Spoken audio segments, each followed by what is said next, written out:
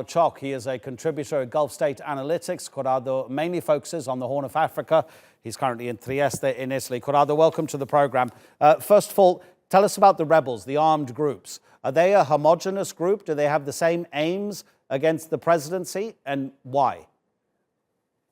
So this coalition of Patriots for Change, it's a new formation, as you said, and I think strikingly enough, it gathers some of the groups which come from the two main groups which fought each other in the past, namely the Seleke group in the north, gathering mainly Muslim groups, and the anti-Baleke forces as well, mainly Christians.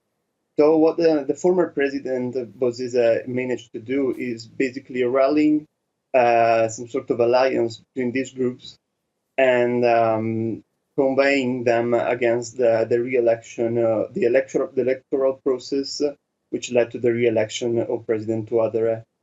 Of course, as you said, these groups ultimately have divergent views and interests.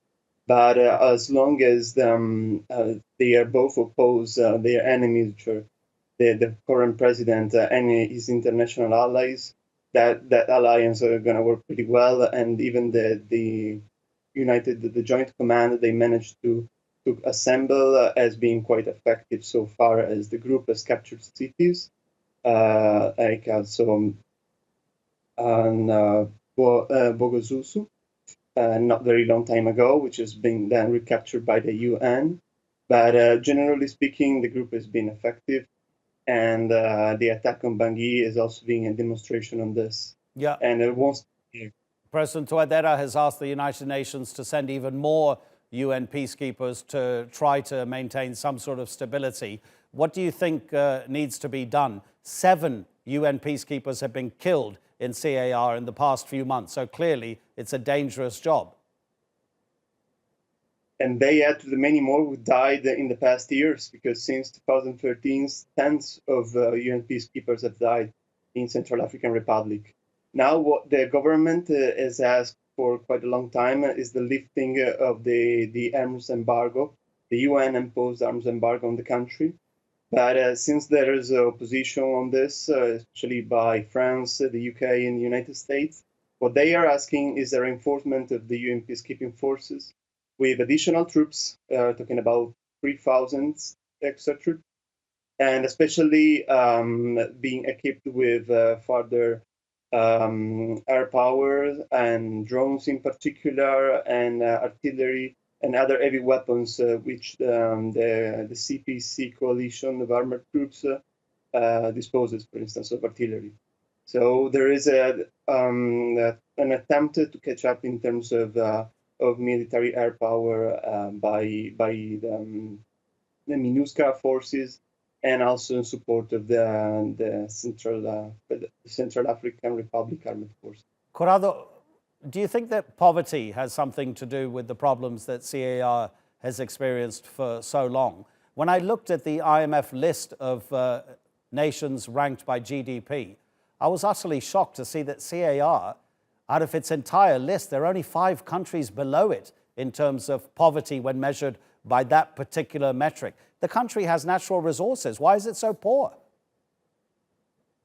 I think you are tackling a point which is often discussed when it comes to African politics, which is often referred to as the resource curse.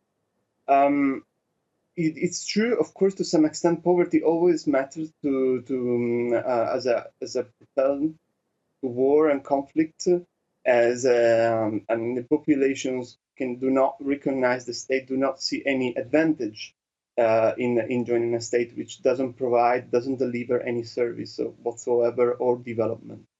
But in this particular case, I think their natural resources played a pivotal role, because they attracted external powers and companies from abroad tried to benefit from this resource wealth.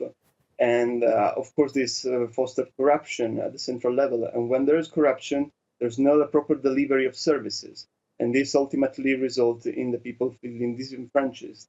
And disenfranchisement is always translating in armed groups.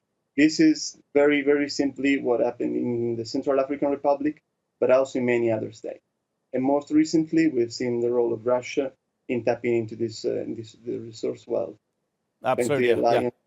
Yeah, sorry to interrupt you. You said Russia, and I've been reading that Russia does also have troops there. We'll wait to see whether France reacts as well. Corrado Choc, thank you so much indeed for your contribution.